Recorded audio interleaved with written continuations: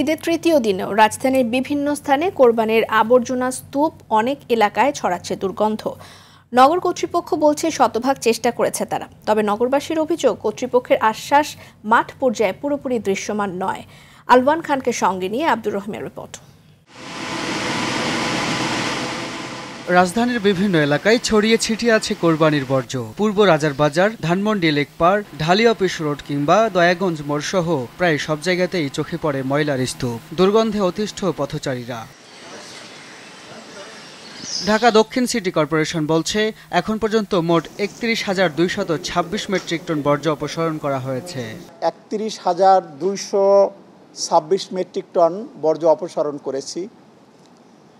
আমাদের দক্ষিণ সিটি কর্পোরেশনে ৮টি হাট ছিল, সেই ৮টি হাটের যে বর্জ্য সেগুলো আমরা অপসারণ করেছি। কিছু কিছু বাস এখনও হয়তো থাকতে পারে, সেটা যারা এই হাটগুলো ইজারা নিয়েছিলেন তারা যে সমস্ত লোকজনকে দিয়ে এগুলো টানিয়েছেন হয়তো তারা শীঘ্রই নিয়ে যাবেন, সেগুলো আমরা একটা নির্দিষ্ট জায়গায় রেখেছি। আর দক্ষিণ সিটি কর্পোরেশনে প্রথম, দ্বিতীয় এবং তৃতীয় দিন মিলে আমরা কাউন্ট করেছি, টোটাল পশু কোরবানি হয়েছে ১,৬৬,৭৫৪টি। এবং এই যে টোটাল ব্যবস্থাপনা কার্যক্রম, এতে আমাদের প্রায় ১২,৮৫৩ জন কর্মী কাজ করেছে। আর ঢাকা উত্তর সিটির দাবি, শতভাগ চেষ্টায় ৩ দিনে প্রায় ২০,৮৮৯ টন বর্জ্য অপসারিত হয়েছে।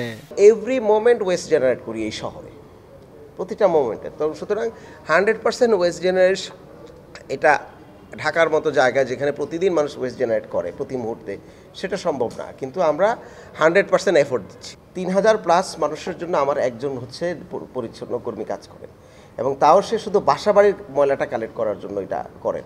আর যদি পিছনের ময়লা কালেকশনের যেই আমি যদি ময়লার এবং আমার রিসোর্সের অ্যালোকেশনের কথা চিন্তা করি, এটা 5,000+। আমরা এটা ক্যালকুলেট করেছি, আমরা টোটাল পপুলেশনের সাথে আবার রিসোর্স আপনি ভাগ দিলে আপনি এটা পেয়ে যাবেন।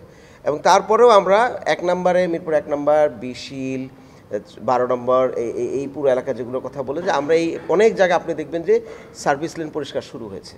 আমাদের লোকবল কম থাকার কারণে, এটা রেগুলার ময়লার কথা বলছি আমি, কোরবানির ময়লা না। এখন কেউ যদি কোরবানির ময়লার নিয়মটা হচ্ছে ওনাদেরকে ব্যাগ দেওয়া হয়েছে, ব্যাগগুলো নিয়ে বাড়ির সামনে রাখবেন। এখন সার্ভিস লেনের পিছনে কেউ যদি থ্রো করেন, কিন্তু আর অন্য জায়গায় যত্রতত্র থ্রো করেন, আমরা এগুলো পরিষ্কার করব ডেফিনেটলি। আমরা তো এটার জন্য কাউকে ব্লেম করছি না, আমরা এগুলো পরিষ্কার করবো এবং করতে চাই। কিন্তু আমাদেরও মানে সার্ভিস লেন এবং অন্য জায়গায় যেটা আমাদের রিচের বাহিরে, সেটা আমরা যেতে হবে আমাদেরকে, এটা আমরা স্বীকার করি, আমরা যাব। সঠিক ব্যবস্থাপনার অভাবে ঈদের পরের দুর্ভোগ যেন অনেকটাই নিয়ম, এমনটাই বলছেন ভুক্তভোগীরা। আব্দুর রহিম, RTV, ঢাকা।